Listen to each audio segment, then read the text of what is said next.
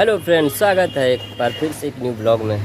Friends, आज मैं काफ़ी एक्साइटेड हूं और मैं बहुत दिनों से ब्लॉग नहीं बना पा रहे थे, इस कारण से कि मेरे पास काफ़ी मजबूरी थी घर में और विवाद चल रहा है एक दूसरे के लिए। दियादबाद में आप भाई भैयारी में जानते हैं कि अगर ज़मीन वाला विवाद अगर फंस जाए सुलझने का नाम भी नहीं लेता है, पर दोनों को ठोकर लगने के बाद एक न एक दिन किसी को सीख मिल ही जाता है। और हम लोग उसी में फंसे हुए विवाद में। मेरा दादाजी 3 भाई थे और 3 भाई में सबसे बड़े दादा मेरा दादा थे और उसके बाद सेकंड थे, थर्ड थे। तो इस तरह का विवाद है और मेरा ज़मीन का विवाद इस यहाँ से बांटना है, किस तरह से कहाँ से बांटना आपको सही से ब्लॉग से के ज़रिए दोस्त बता रहा हूँ कि मैं वीडियो तो काफ़ी दिन से सोच रहा था कि मारपीट से ही समझौता होना चाहिए, लेकिन मैं चाहता हूं कि मारपीट से समझौता सही से नहीं होता है। फ्रेंड्स, अगर आपको इस तरह का विवाद अगर चल रहा है तो आप गलत कदम ना उठाएं, कानून का सहारा लें और कानून के नियम से ही चलें तो आपको बहुत अच्छा रहेगा। जैसे कि मैं भी कानून के सहारे से ही जी रहा हूं, पर मैं हथियार लाठी लेना नहीं चाहता हूं और किसी को मैं क्षति पहुंचाने का काम नहीं करना चाहता हूं। हम लोग चाहते हैं, अपने फैमिली से पढ़े लिखे हैं, बिलोंग करते हैं, छोटा गरीब फैमिली से, छोटा गांव है मेरा जदिया, वहीं से मैं बिलोंग करता हूं।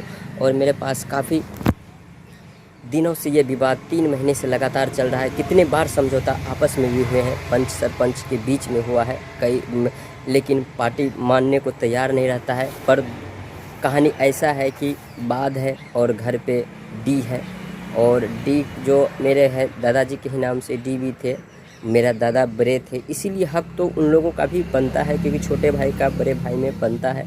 मैं भी चाहता हूँ, लेकिन एक कनेक्शन ऐसा है कि मैं बता नहीं सकता हूँ। कनेक्शन ऐसा है जैसे कि मेरा दादाजी बड़े भाई थे, मेरे दादा के पिता 1 भाई थे और 1 भाई में सबसे बड़ा बेटा मेरा दादाजी ही था और सेकंड में था वो लोग दोनों। तो ऐसा है कि विवाद हम लोग पोता है और मेरे पापा जी हक के लिए भाई से विवाद हो चुका है। भाई मानने को तैयार नहीं रहता है, छोटा भाई है, समझने को तैयार नहीं रहता है। बस सरपंच और पंच प्रशासन का भी बात भी नहीं मानते हैं। प्रशासन के भी पास ये बात पहुंचते पहुंचते चला गया।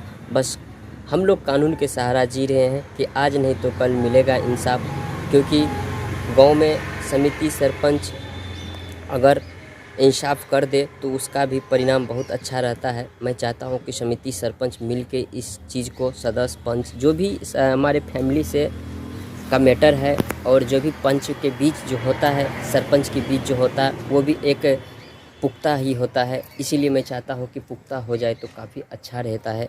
लड़ाई विवाद नहीं होना चाहिए, क्योंकि भाई भैयारी को एक दूसरे को अगर मर मिट के अगर ज़मीन विवाद में कानून के हवाले हो जाए और गलत खर्चा हो, ये मैं नहीं चाहता। हम अपने फैमिली मैं वहाँ का भी आप लोगों को दिखाऊंगा जहाँ विवाद भी चल रहा है। तो दोस्त बता सकते हैं आप कमेंट्स में, मेरे पास इतना कठिन मेरे घर से विवाद चल रहा है कि मैं अपने आप को कभी खुशी महसूस नहीं कर सकता हूँ। कैसे करूँ दोस्त, आप बता सकते हैं।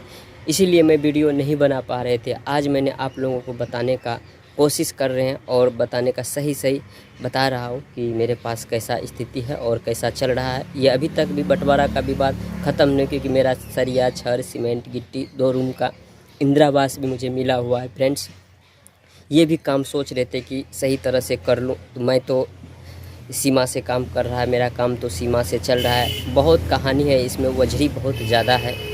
जैसे कि दादा के नाम से परदादा के नाम से थे, परदादा को 3 बेटे थे। उसके बाद जो दादा को जो 3 भाई में एक को 2 बेटा, एक नॉवेल है और एक को 3 बेटा, ऐसा कहानी है।